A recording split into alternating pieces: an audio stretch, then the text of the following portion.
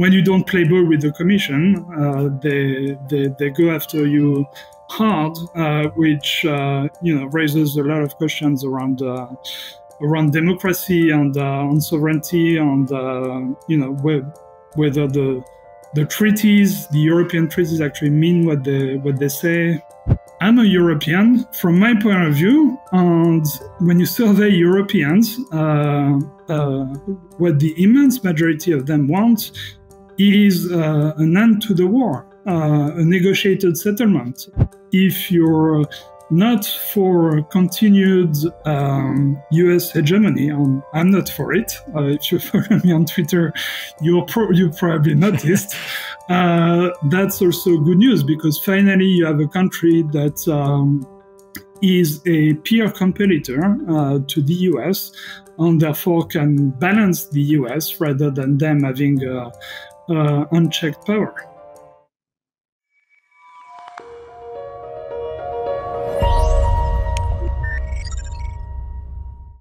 Hello there, my name is Buitink, and welcome to a new episode of Reinvent Money, a podcast about economics and geopolitics. Today the focus will be on China and its relations with the West and the political and economic turmoil in France. And who's a better person to discuss that with than Arnaud Bertrand, a French entrepreneur who was based in China for many years. Just recently moved to Malaysia, I heard. And he's also an influential commentator on geopolitics. Welcome, Arnaud. Thank you, Paul. Thank you for inviting me. Yeah, I've been following you on X a lot lately, and you have a very interesting perspective on things. Quite often, contrary to what most Western media say about the situation, especially in China. But perhaps you can tell us a bit more first about yourself and how you ended up in China and now in Malaysia.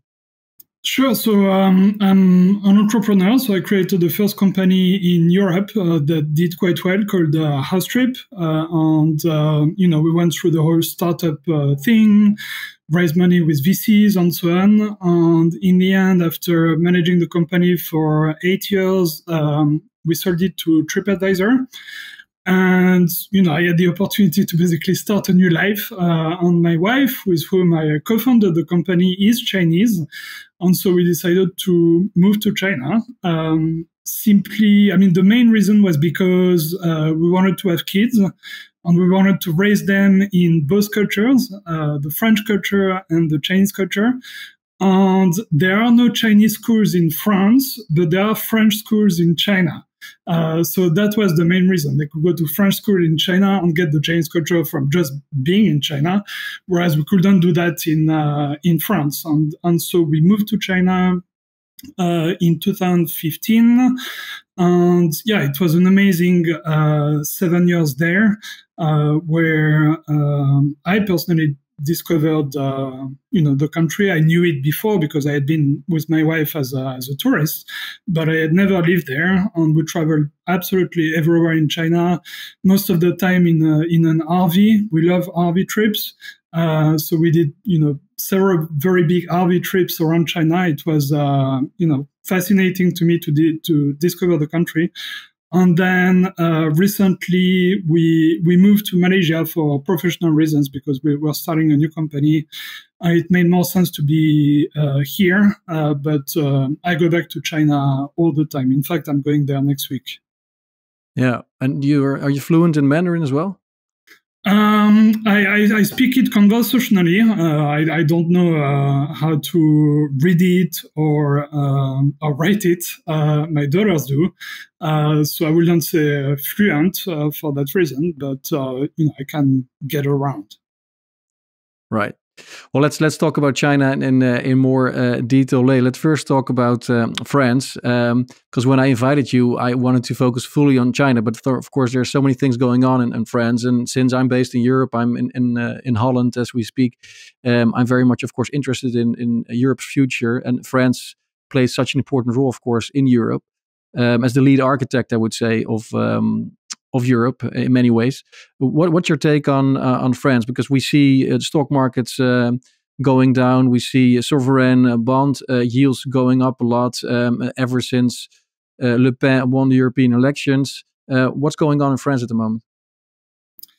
Yeah, so what's going on is Emmanuel Macron dissolved parliament and gave, I think it was a political ploy in a way, because he gave an extremely short amount of time for other parties to organize and to run a campaign, only 3 weeks, which is crazy short. And so that basically turned the whole French political system into complete chaos, because very quickly they had to figure out, who to ally with and actually run a campaign. And so, the left organized fairly fast. The right is extremely messy, with some, people on the right wanting to ally with with Le Pen, some actually, saying that's outrageous, and you have some sort of mini civil war within the right in France. And I think that Macron's calculation was to engineer this chaos and to sort of emerge himself as the stable and calm force that people will turn to. But what you're actually seeing is the left organized into quite a strong political force that they call the Front Populaire, the Popular Front. And despite the chaos, the Front National, the Rassemblement National, is as strong as ever. And so what the latest polls show is that Macron's party is going to get completely annihilated, basically, in the parliament. I think they're in the lead only for 3 seats. Out of, I can't remember the exact number of seats, but it's something like 600. So it's total annihilation. And the funniest part is that those 3 seats aren't even in France. They're in, therefore, those circumscription for foreigners, for French voting from abroad, like me. So it is not in the lead in any seat in France, which is madness. So it's looking like Rassemblement National will have the most votes. It's not sure at all that they will have a majority. In fact, it's pretty sure that they won't have a majority. And then it will be up to Macron to, as the president, because he will remain president, to sort of decide the next step on who's going to be the prime minister and who will lead the next French government. And of course, that generates a lot of anxiety in Europe because there are a lot of risks that derive from that. So one risk, if the Rassemblement National comes to power, is a very conflictual situation in France, because as every European knows, the French love their protests and their street riots and so on. And we've already had, very significant riots by the suburbs, which are largely immigrant population, back when Sarkozy was president. So there is a risk that this could happen again on a much bigger scale.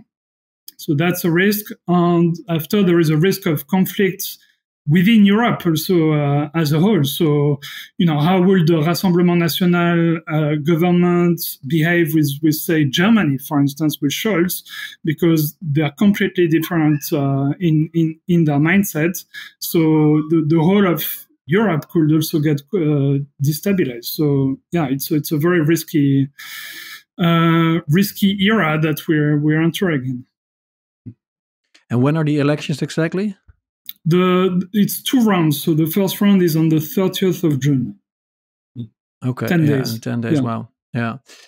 But perhaps just like in Italy with Meloni, if Le Pen, she will probably have like a landslide victory, not the majority, but a huge part of the vote. She will maybe become more moderate, and just like Meloni will change her tone a bit and become more European in the end. Yeah, more pro-European. Yeah. That's she moved a lot on Europe. She's much more pro-EU, even pro-NATO. So it looks like she'll go Meloni's way. And I mean, in terms of stability for Europe, I guess that's kind of reassuring, because Melanie didn't make many waves in Europe in the end. But in terms of democracy in France, that's not such a good news, because at the end of the day, the reason why people will vote for Le Pen, for the Rassemblement National, it's for change. And so if elected, they don't enact much change, then they will look elsewhere to even more extreme parties or God knows what. So yeah, either way, it's not great. Yeah, and you say risk of civil war, because like if Le Pen becomes too big, maybe you will see an uprise in the banlieues, and you will see migrants perhaps taking the streets. But if for some reason Le Pen is being thwarted or is being worked against, then perhaps you will see farmers and other groups take on the streets. So there just doesn't seem to be a proper or positive outcome then, in any case, because one way or the other, you will have disgruntled and unhappy people taking to the streets in the end. Yes, exactly. At the end of the day, what the French want is change. We've had, I guess, I don't know the situation in Holland. Maybe it's the same, maybe it's a bit different. But in France, we've had decades of managing decline, basically, where each government, one after the other, was telling the population,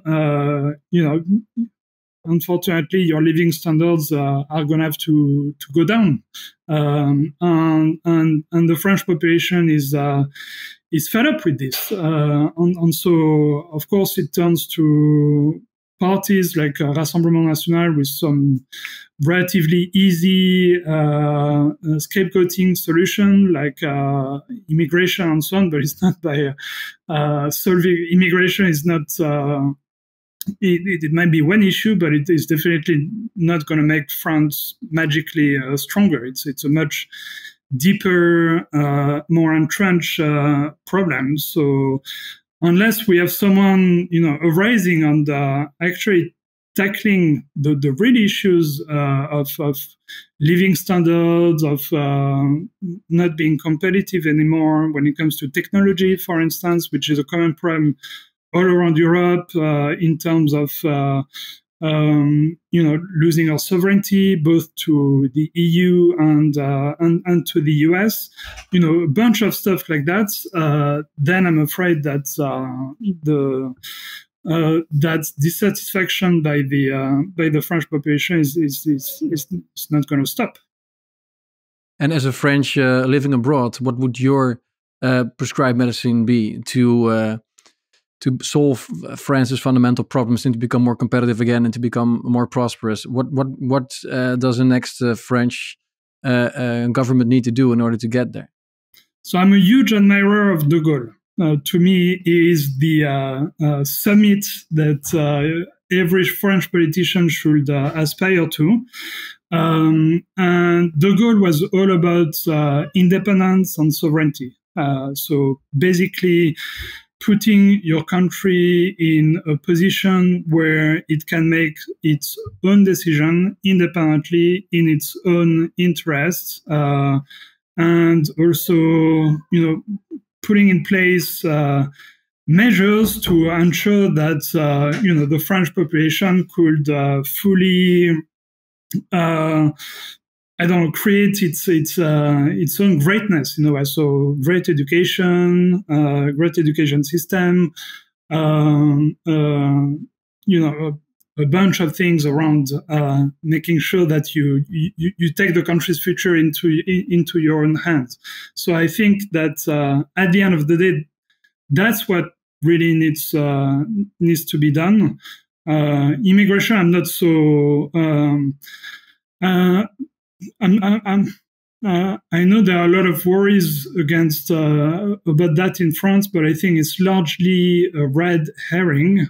And I think that I think that mass immigration in France was historically a mistake, but that once it's done, once you have a large share of the population that comes from an immigrant background, then you have no other solution than coexistence with them.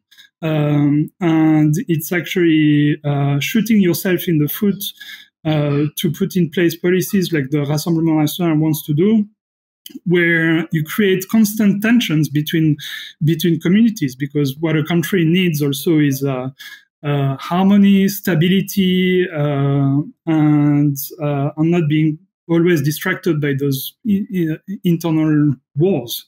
So when it comes to immigration, my policy will be to stop immigration. I mean, get less, get only the immigration that we need, but without all the demonization of immigrants, and on the contrary, try to accommodate different communities so that they live in peace and harmony. Yeah, because you already know also with the things that Mbappe said, the famous football player, that he warns people not to vote for an extreme party. You already see how tense it is between the different subgroups in France, migrants versus perhaps poor white folks living in the countryside.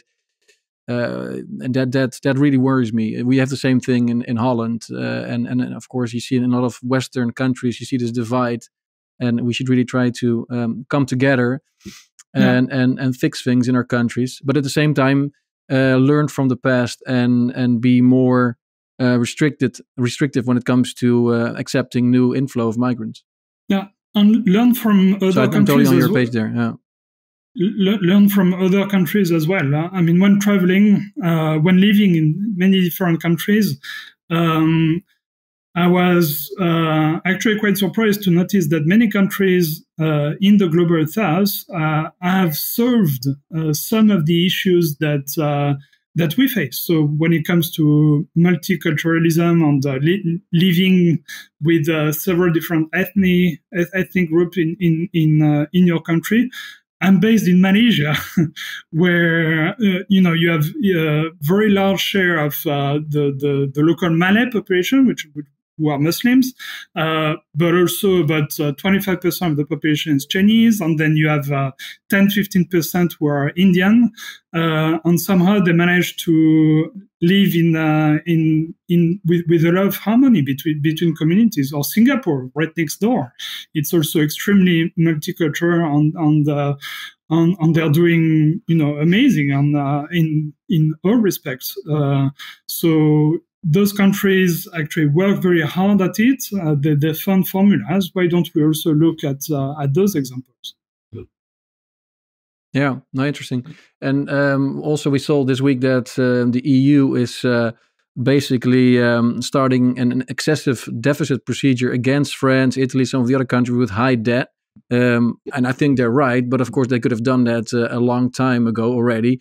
So the timing seems a bit peculiar. You also tweeted about it. So what do you make of that? That all of a sudden now when Rassemblement National is on the rise, all of a sudden Brussels starts to intervene and say France needs to shore up its finances and get its house in order. Yeah, I mean it's clearly political. The timing says it all. And it's also a threat, which I think they made a similar threat to Meloni right before she came to power. The EU Commission didn't quite know where she would stand on things like NATO, Ukraine, and so on. And so they made similar threats, basically saying that Italy is going to have a very hard time if it doesn't play ball with the Commission. So I think it should also be understood that way. And we've seen with Hungary that those threats are not empty. When you don't play ball with the Commission, they go after you hard, which raises a lot of questions around democracy and on sovereignty, and whether the treaties, the European treaties, actually mean what they say. Yeah. Yeah, and we've seen in the past also with Greece, of course, and there's so many instances where it's clear that democracies have been neutralized, and it's really Brussels calling the shots. But at the same time, like as a Dutch person, like our debt to GDP ratio is around 50%, and France is one over, it was like 120% or so. So I understand as a Dutch citizen, and actually I support the fact that someone tells France that they really need to lower their deficit and stop accumulating more debt, because in the end we're on the hook in Holland and some of the other North European countries. So from my perspective, I understand that we need to be tougher, but at the same time, I also would like you guys to have your independence. So how are we going to solve that? Yeah, that's a good question. I think that if I'm not mistaken, the debt issue is not so much around the amount of debt that we have, but the budget deficit. I think there is a rule of 3%, if I'm not mistaken. Correct. No more than 3%. And Macron has been has been quite irresponsible around that. And I agree with you that that's not right. But I think there is also a perverse game here by the fact that we are now much less sovereign, where there is some sort of a dereliction of duty by countries government, where because we've lost a lot of that independence, economic independence from Europe, we think that we can basically rely on others and spend money like that there is no tomorrow. And so there again, I think that restoring some independence, some sovereignty on the national level will go a long way in order to make those politicians a bit more responsible. Yeah.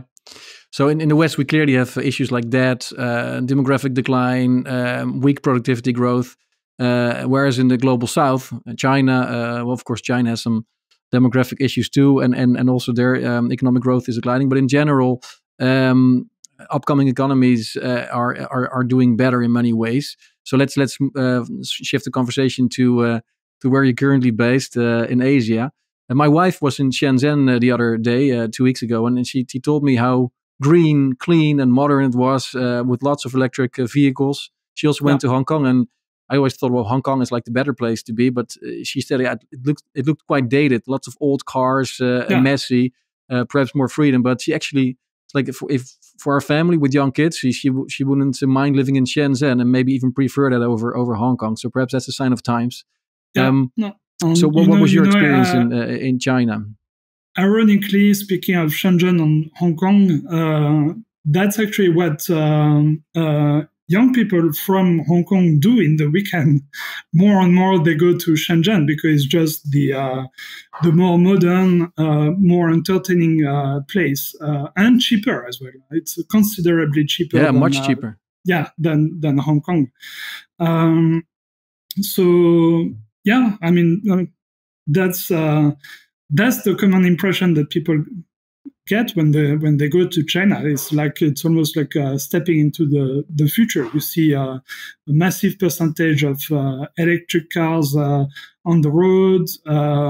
Everything is extremely convenient. For instance, they're starting to deploy at scale drone delivery these days. So you can just order something, and within 10-20 minutes you have a drone that delivers it to you, or autonomous vehicles that are everywhere now in China. When you walk around, you see all the small self-driving vehicles for deliveries, or even even they have those that are like those shops on wheels. So you hail them and you can buy, I don't know, an ice cream or something like that from them. It's quite insane how advanced it is, especially when you look at where they came from. Because back in the beginning of the 80s, the country was almost like in the Middle Ages. Yeah, it was 2001 when they entered the World Trade Organization, where it really took off. And a lot of people in the West, also people like John Mersheimer, I think they said that's where we made a mistake. We let them grow too fast, too big. Do you agree with that statement? No, I actually disagree, because I think it's on a human level. I mean, I agree with that if you put yourself in the shoe of an American who wants to remain the global hegemon, which is the standpoint from which Mersheimer is speaking. But if you speak on a pure human development, agnostic of geopolitics, that's great, because you have 1.4 billion people that escaped crushing poverty. So that's a great thing. And if you're not for continued US hegemony, I'm not for it. If you follow me on Twitter, you probably noticed. That's also good news, because finally you have a country that is a peer competitor to the US, and therefore can balance the US rather than them having unchecked power. Yeah. And because often China is portrayed as evil in Western media. Well, let's discuss a few of those things. Like especially lately, ever since Russia invaded Ukraine, we see in Western media China being portrayed as an entity that constantly helps Russia with all sorts of goods, but also in a way trying to foster global chaos. There was this interesting piece, I think you also referred to it quite a few times on X. In Foreign Affairs, written by Mike Gallagher, the former member of Congress, and Matt Pottinger, the former Deputy National Security Advisor, who really advised Biden and also the future president of the US to try to win from China and try to make sure they're contained. And they also write in that article that China is doing what it can to foster global chaos. Also, Jens Stoltenberg repeated the same words the other day. What do you think of that statement? Is China a force of good or a force of evil when it comes to the wars that we're currently seeing in the world? I mean, the big irony, and I think the facts completely back that up, is that when you look at the international system, which is represented by institutions like the UN, like the WTO, like the International Criminal Court, the ICJ, and so on and so forth.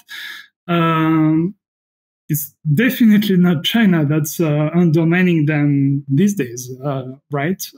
So just look at what's going on around Gaza. We've had so many UN resolutions, asking for a ceasefire, and it was basically always the world against the US, and the US and Israel, of course, and maybe a couple of other tiny islands in the Pacific, like Micronesia and so on. So it's not China that's playing this role. When it comes to Ukraine, actually, China's position is not portrayed accurately at all. They presented a peace plan last year for Ukraine, which had 12 points. On the very first point of the peace plan was territorial integrity of Ukraine, restoring it. That was not. No one spoke about that, which is crazy. I mean, you have China basically saying Ukraine's territorial integrity should be restored against Russia, of course, including Crimea. No, not. They haven't recognized Crimea, and they didn't specify exactly on that point. But I don't think they would support that. Basically, you can read the point. It's just the solution needs to be to respect the UN Charter and Ukraine's territorial integrity. Right. So why do they do that? Well, primarily, I think because their big issue is Taiwan, and for them, it is a territorial integrity issue from their point of view. On the point of view of the UN, of all countries around the world, Taiwan is part of China. There is no country out there that recognizes Taiwan as an independent country from China, and so they view it as a territorial integrity issue. And therefore, if they would be immensely hypocritical if they were to say, respect our territorial integrity, but it's fine to violate Ukraine. So I don't think that they back Russia at all with Ukraine, and they haven't delivered weapons. Even the US says they haven't delivered weapons, and they've actually delivered drones, right? No, what the claim is that Russia bought a lot of DJI drones, and so did Ukraine. By the way, most of the drones that Ukraine uses are DJI, which is pretty much unescapable. I have one too. Yeah, exactly. Everyone buys DJI drones. So if you say it's you can buy them from anywhere. They're Chinese drones, but they're like by far the leading company when it comes to drones. So there are a lot of misrepresentations around China's position in Ukraine. What they advocate for is to just stop the conflict. They have a very detailed 12-step plan, which was immediately dismissed out of hand. I'm a European from my point of view, and when you survey Europeans, what the immense majority of them want is an end to the war, a negotiated settlement. There was a survey recently that was made by an American think tank that found out that 2/3 of Europeans want a negotiated settlement and an end to the war. And China is pushing for that. The US is not. So when you look at all of that, it's not exactly China that's pushing for chaos and instability and war. It's quite the contrary, in fact. Yeah. Do you think China will eventually be the key party here that's going to arrange a settlement? Are they going to play that role in the end? Because it doesn't seem that the US wants to play that part. You think China is going to play that part in the end? It's only going to play that part if people want it to, because it tried to play that part with this peace plan, but the entire West, both Europe and the US, NATO overall, they didn't even take a day to consider the plan. They rejected it within hours. So if they're not going to force themselves to play that part, at the end of the day, other countries, other parties to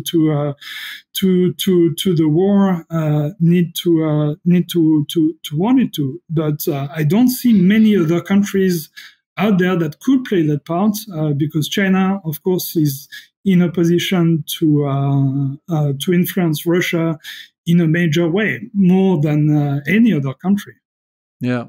Turkey or China should, I think, could play that role, perhaps. But and Taiwan, you already mentioned Taiwan. Do you expect China to invade Taiwan anytime soon? I think there was an interesting article. I don't know if you saw it in the Financial Times 2 days ago, that revealed that during his meeting with Ursula von der Leyen, Xi Jinping told her that he knew that the Americans were trying their very best to instigate a war over Taiwan, but that they were not going to take the bait. And so there is debate right now in the so-called China Watcher community whether he really believes that.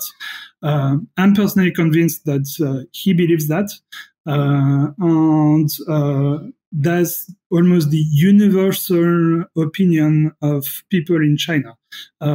They don't want a war, but they think that America is trying to instigate, to provoke China into a war over Taiwan.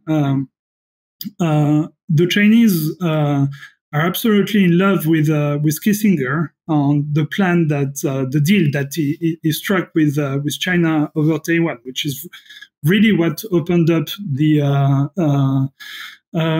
resumption of relationship between China and the US. It was the Nixon-Kissinger deal with Mao and Zhou Enlai, and it was all about Taiwan. When you look at the deal, that's it. That is the very basis of the relationship between China and the US is Taiwan, and specifically the One China principle, where the US acknowledges that Taiwan is part of China, but that it's managed by two different governments, and China in return commits to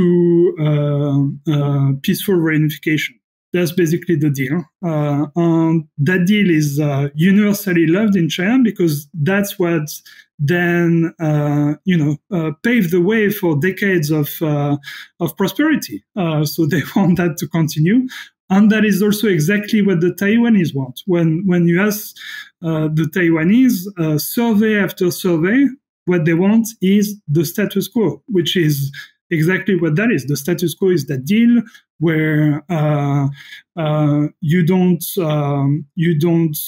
go for independence and you don't have reunification, or you have the perspective of peaceful reunification at some point in the future. That's what the Taiwanese want as well. So the Taiwanese have an incentive to keep the status quo. China has an incentive to maintain the status quo, but the US would have an incentive to have a conflict there, so they could use that as a way to contain or diminish, for example, exactly. Chinese army or which is the Ukraine play in a way with Russia. You have that casus belli, which is then used to justify trying to cut out China from the rest of the world and stealing their reserves, which are considerable, which is exactly what the US did with the Russian reserves. And so on and so forth. And we're seeing it, like Joe Biden, for instance, not once, but 4 times he went back on the long-time policy of strategic ambiguity when it comes to Taiwan. The US had, before him, never said that they would go to war to protect Taiwan. They always maintain strategic ambiguity, not committing one way or the other. 4 times he said that they would go to war to protect Taiwan. And what that does, of course, is encourage independence forces in Taiwan, because they know that if ever they go for independence, then you have Big Brother America out there that has your back. Or you had other provocations like the Pelosi visit and so on and so forth. Yeah, that sounds very much like the Ukraine. So worst case, the Taiwanese people will be sacrificed in the process. Yeah. And could you say that we are in a new Cold War now then, between the West and China, or especially the US and China? I don't so much like the term Cold War, because it's so different from the Cold War in so many ways that it's not right to call it a new Cold War. Because, I mean, for one thing, you have so much economic trade between China and the West in general. You have there is no ideological aspect to it. China is not going around the world trying to convert other countries to socialism with Chinese characteristics, like Russia did. Like the Soviet Union did, sorry. So it's just a very different thing. But there is no question that hostilities are ramping up, and that the US really wants to contain China and cause regime changes, cause its downfall, and so on. That's very clear. Yeah. Yeah, that's clear. But also in terms of trade, we see lots of strong words from both sides. Tariffs being imposed. Let's talk about the tariffs first. So, do you feel any sympathy for Europe imposing tariffs on EVs coming from China, given the fact that it's very difficult for European companies to compete with Chinese companies, given the fact that they're supported heavily by the Chinese government? So I actually feel support for the European tariffs. I don't feel support for the American tariffs. And here is the key difference.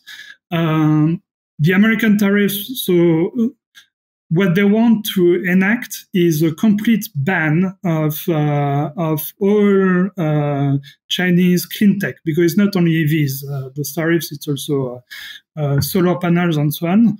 And not only they have those tariffs, but then when a Chinese company says, okay, then why don't we make the cars in the US, or maybe with a joint venture with an American company, they also refuse that. So it's literally a complete ban. It's quite different in Europe. They have those tariffs, which, by the way, actually pretty much only apply, and that's something that people don't realize. They almost only apply to European and American companies producing in China EVs, because if you've noticed, in Europe, you almost have no Chinese EVs. They almost export no Chinese brands export almost nothing, no EV to Europe. I bet you've never seen a BYD. I see lots of BYDs in my town. So okay. You see more. Yeah, you see more and more Chinese vehicles. Lots of them, actually. I actually looked at the. But it's still a very small percentage. But you see more and more of them, and I know in Rotterdam, some of the other ports, tens of thousands of cars are waiting to be bought. So for very good prices. So I looked at the numbers for BYD last year. I think for the whole, if I remember correctly, for the whole of Europe, it was 15,000 cars, which is virtually nothing when you compare with. I think just a brand like Toyota, if I remember correctly, is like 1 million cars to Europe a year. But maybe it's increased. But anyway, the company that will be most affected is Tesla, because they're the ones who export the most of their cars that are made in China to Europe. And I understand if Europe prefers those cars to be made in Europe, right? And I also see that they're open to Chinese brands to open up factories in Europe. Like, for instance, BYD is opening a factory in Hungary right now. So that's fine with me. That's a rational policy where it's basically a jobs program. Also, I think a technology transfer program where they try to learn from the Chinese by getting them to produce here. That's okay. I have some sympathy for that. Just completely cutting you off from China, I understand much less. Yeah, no, I agree. And a final question. There's also a lot of talk always about TikTok being weaponized by China for propaganda, especially in the US. With the presidential elections coming up in November, people in the US fear that China will use TikTok in order to stir up a debate and to smear candidates. That's also the reason why they want to ban it. What do you think of that? TikTok proposed a very dramatic plan. I can't remember how they called it, but basically where the US will have complete control over the executives of the company, actually have a veto power on all the executives, their names, and so who it will be, that all the data will be stored in the US in a place controlled by American government-friendly company. That the algorithm will be checked in real time by Oracle as a proxy for the American government. So they made a proposal that basically would ensure 100% reassurance and trust around concerns like the ones you just stated, that it will be used for propaganda or whatever. So that's not the issue. I think the issue is capital. The issue is the fact that there is foreign ownership, and that's unacceptable for the US. They want to remain the lead, at least in their country, when it comes to getting money from the social media companies. They couldn't bear the idea of a Chinese company just for purely financial reason, basically dominating this industry. And we're seeing the same thing with many different companies. With Huawei, for instance, I think it was much the same reason, where they could see it becoming extremely powerful and getting a lot of market share from Apple, for instance, because they had those high-end phones that were really eating at Apple's market share. So it's basically a question of market share and extracting money from the system, more than actual concerns about propaganda and stuff like that. Yeah, but even so, like it says something about how fragile American social fabric is if they are afraid of those platforms leading to certain truths being divulged, and there's so much tension, I think, also in American society that they feel that any kind of social media platform could basically disrupt the elections. It says a lot about their own confidence, I would say. The irony is that they're always so paranoid around foreign influence, but when you look at their foreign policy, that's all they do. They do foreign influence, all the time, all the way to actually cooing countries. I find that I think there should be no foreign influence, anywhere, and I don't think there should be some in the US. But I also very much don't think that the US should continue to meddle into other countries' affairs. I agree. Well, thanks so much, Arnaud. Any things you wanna end the conversations with? Perhaps some positive words for our viewers. It's a difficult thing to do in those days. Well, I guess maintain hope, travel a lot. I think travel always helps. Try to understand other countries by listening to them and give them the benefit of the doubt, rather than listening to only one side and believing them by default. Yeah, I think that's very good advice. Well, thanks so much for your time, Arnaud. I will make sure to put in the show notes where people can find you online, especially on X. You're very active there. Keep on doing what you're doing and speaking out. And thanks so much for your time today. Thank you so much.